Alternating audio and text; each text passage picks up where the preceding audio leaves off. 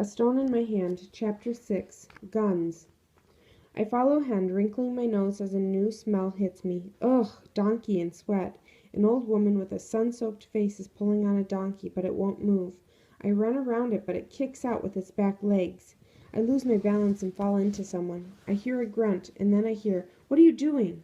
From the ground I see the black boots and green pants of a soldier. I look up until I see the M16 rifle dangling from his thigh. My eyes freeze on the gun. "Here," the soldier says, but before he can say more, I jump up and start running. The soldier is shouting as I turn a corner and hide in an alley. My breath jags. It rips me. My hand is grazed, bleeding. I lean against a wall and slide down. The wall scratches my back. I remember the sight of the M16s pointed at someone else. I close my eyes, but that picture is inside me forever. I cover my ears, but I still remember the sound. It was when I was walking home from the market with my father, just a week before he left. We turned a corner and saw some young men with their heads and faces wrapped in red and white checked keffiyehs. These young men are the real fighters of the Intifada. My father pulled my hand. "Come, Malak, walk fast." But I looked over my shoulder to see the men right. Their hands cut back and forth across the white wall.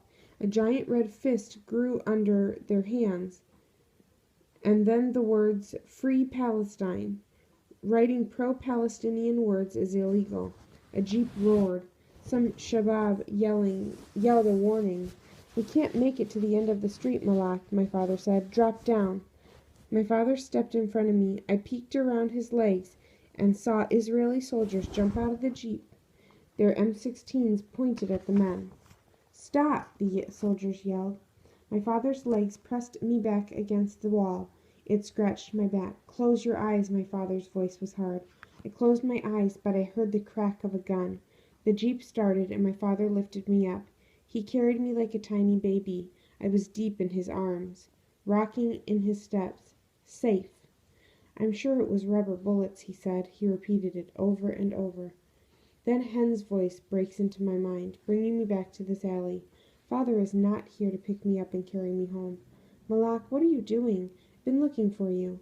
She kneels, dropping her cucumbers. "The soldier was looking for you. He was afraid you were hurt. He meant you no harm." She gasps as she sees my hand. "Does it sting?" She brushes bits of rock off my hand. "Please stop rocking, Malak. Talk to me. Please talk to me. I don't know what to do when you do this." She smooths my hair. She pulls me into her arms, and she rocks too. Her sighs drift around me. After a time, Hen and I pick up the cucumbers and we go home. I go to the roof. I open my palm to an Abdo. There are no seeds, but he comes anyway. After a long while, I hear my mother calling me. "Malak, I forgot all about the clothes," my mother says. "Quick, go outside and take them down." I run down the roof stairs to the alley. It is narrow, all mud brown and dull concrete, except for little flags of color. They fly on the line along the back of our house. I take down each flag, a purple shirt, a white scarf, Hamid's blue shirt, and Mother's gray skirt. I fold them carefully. Abdo flies down and sits on my shoulder. Flying, flying until I see the line of clothes, rows of shirts, men's shirts hanging. Their reaching arms are long, tangling. They try to tie me to earth, but I rip them with my beak. I fly far, far above the pieces.